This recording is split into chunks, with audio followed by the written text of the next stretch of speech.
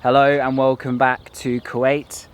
In this video I'm going to be taking you to some places of interest outside of Kuwait City. It's a small country, but there is a lot more to it than just the main central areas with the souks and the skyscrapers, etc. So hopefully we'll be able to show that and a bit more of the culture through in this video of the entire country.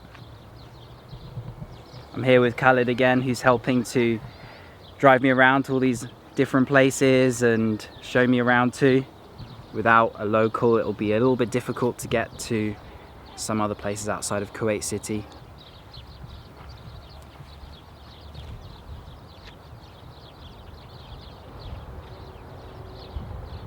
We found a couple of locals who we can talk to, who are doing some of the farming here. Just making my way over the small stream. Wow. What is this? Rashad. Rashad? Yeah. We call it Rashad. Okay. Nice.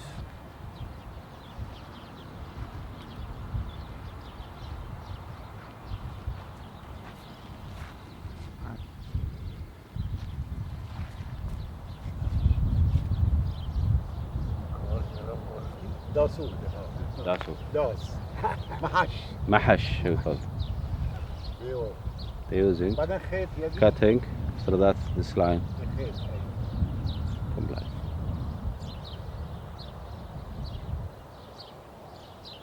في بلد بريطانيا بريطاني. بريطانيا ما يعرف عربي لا قلت السلام عليكم شكرا. هاي تمام Hudafas.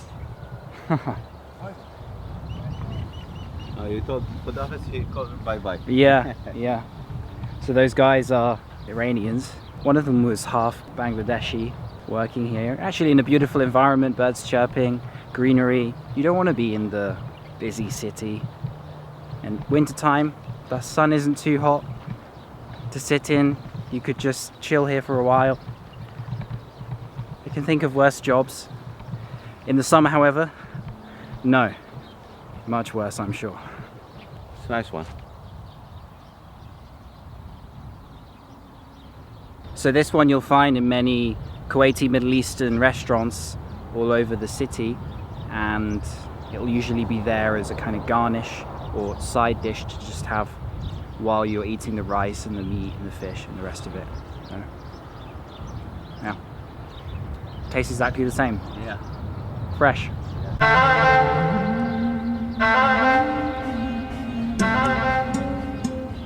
Venturing south from Kuwait City, we're now here at Al Qurain Martyrs Museum, which covers a very important part of Kuwaiti history. In 1990, Saddam Hussein's Iraq invaded the country and it led to a very bloody war, which was relatively short-lasting, but the damages of which are still visible today. This museum is a real-life place where some of the events happened. It's not a replica. It genuinely is buildings that were destroyed by Iraqi tanks and people died in these buildings. There's a very well put together museum that's part of it and highly recommended that you visit to learn all about the history.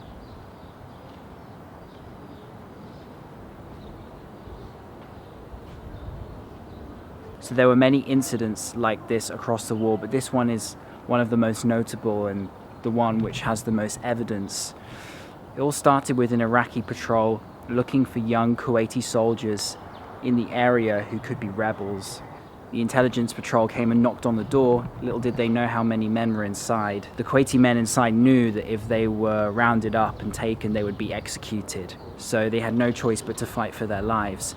And when they started firing, the Iraqis then brought in the tanks, which gave the building heavy fire, and there are many similar sorts of stories across the country from 1990 and 1991.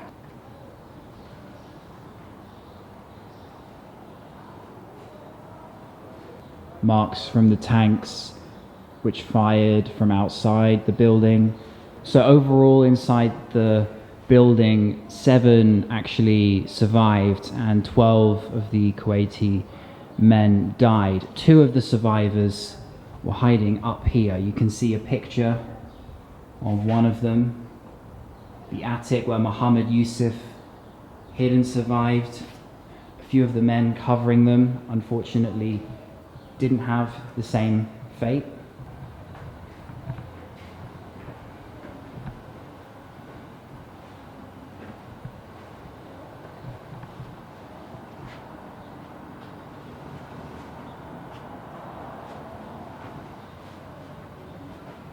The tank originally started at the top of the street here and made its way around to roughly the position where you can see it today.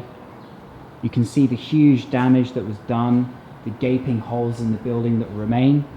Even the bathroom round the corner is not a bathroom anymore.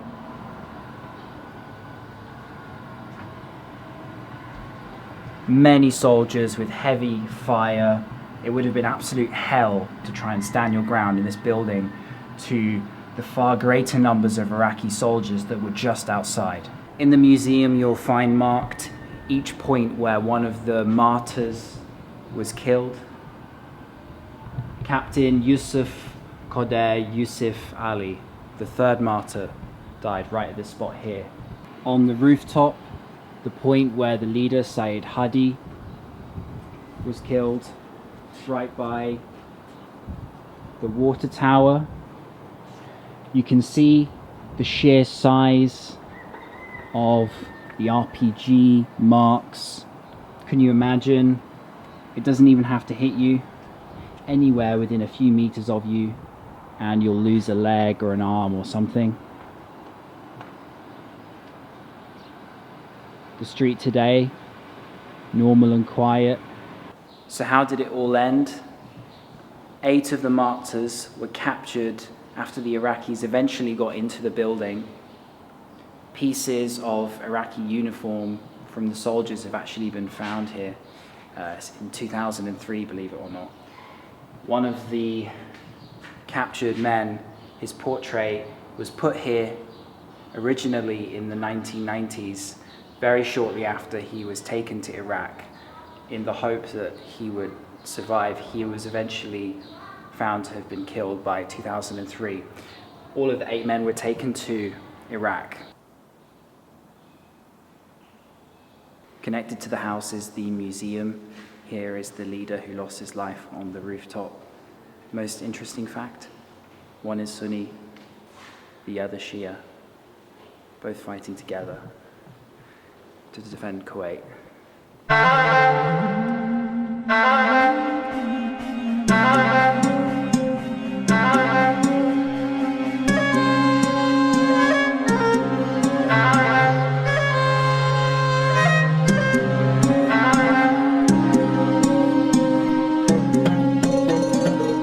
So we've just stopped by the roadside as we saw some camels, and Khalid here kindly asked the man to show us and take a look at some of the Kuwaiti camels.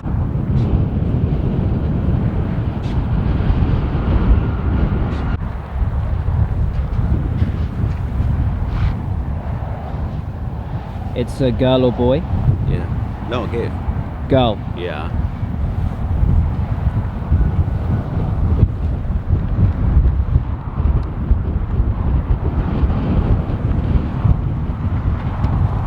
How many camels is he looking after?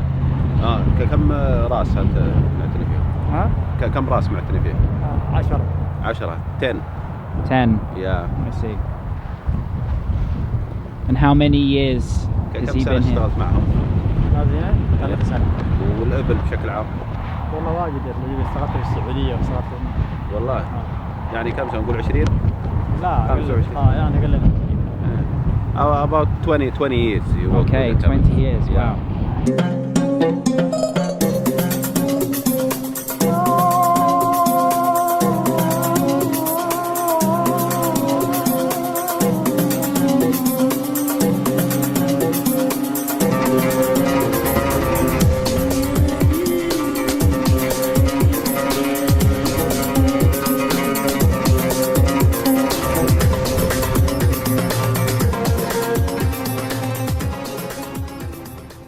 So we've just taken the 1.5 hour or so journey south from Kuwait City to Al Wafra. We're near the Saudi Arabia border, actually, just a couple kilometers away. We're here to take a look at some Arabian horses. They're supposed to be some of the most beautiful horses you can find. See how they're cutting? Making shaving here to making the curve clearly. Curve. The Arabian horse is famous for the curve and big nose, big eyes, and standing there.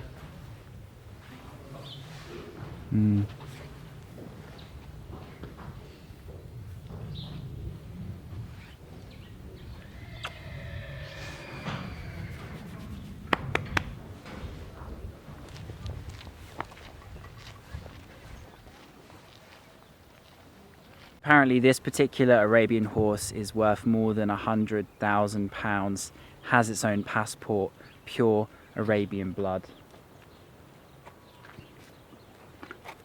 And the big eyes, the big nose, and you feel it's strong. It's not coming weak like this. No. You feel the power inside.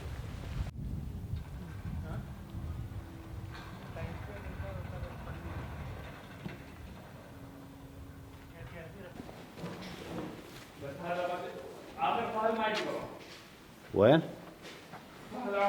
لا ما يدري بس لازم ايه هذا في احمر ادهم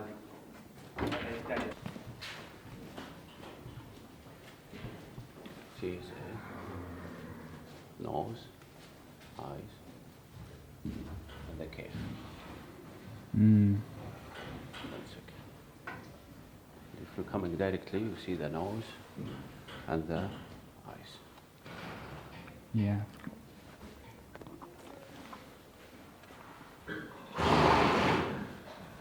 This is one of the best stadiums here, and there are particular horses in here I'm not allowed to show because they want them to be a surprise for their competitors when it comes to the competitions that they enter. Some of them are huge, beautiful looking horses. With the moving, we'll see outside inshallah.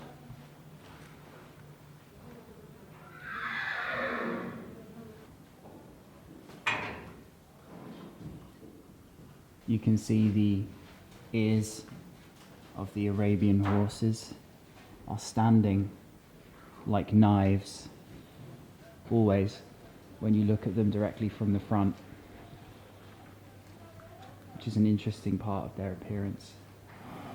And you feel it's like that they have power, you know? It's not like bull or English horses. It's the neck coming from here, starting like this. Arabian horse from the top, starting to the top. Okay, I see. That's why you see it standing like the soldier. You can see the owner of this place. The horse here took second in the World Championships. So if you're not really familiar, the horses get judged on a number of different factors, such as the ability to run, the speed, the look. All those things are what makes a champion horse. So they're bringing one of the horses to give us a demonstration of its Arabian power and beauty.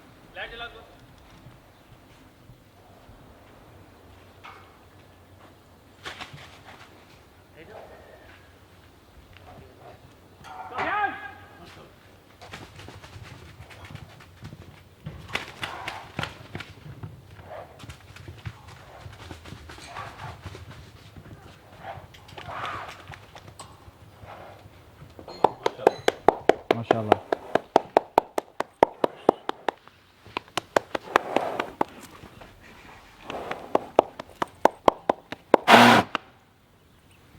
Next up, we're seeing a different color. This horse is brown and it's a male. The last one was female and we called it blue horse, even though it kind of has more of a gray, whitish appearance.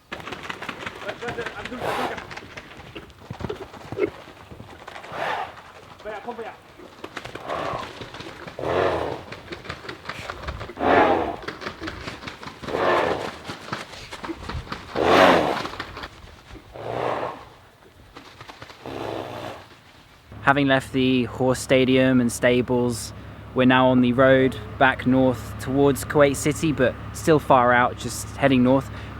There are lots of interesting places around this kind of remote area of the country, and yet you'll find people selling fruits and veg that you might not necessarily associate with Kuwait. Take a look at one of these stalls. We have tomatoes, bananas, oranges, and kiwis, grapes. I love seeing these little places. If you have a car, if you have access to drive around, then you can take a look.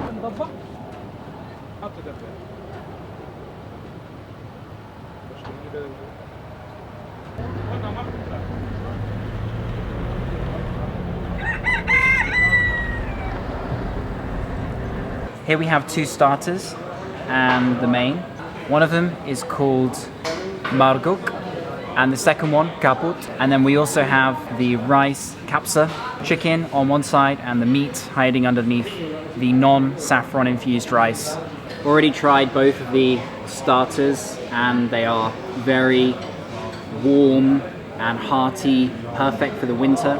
And now we've got proper Bedu food here, starting with the meat and the plain rice. Very simple. You've got to eat with your hands in Kuwait, by the way. On the other side here, we have the saffron rice, which is yellow. As you might be able to see, it's a bit dark.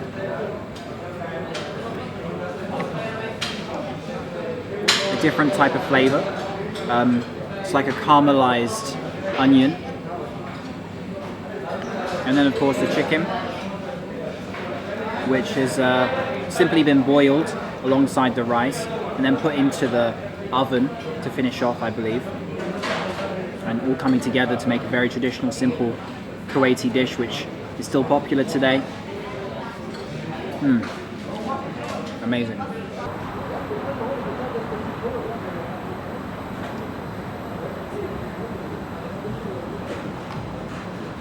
So sweet shops are a big thing in the Gulf and in the Arab world, and this one here in Kuwait City is perhaps the very best one. And I'm just showing you the inside, a few of the different things that are on offer.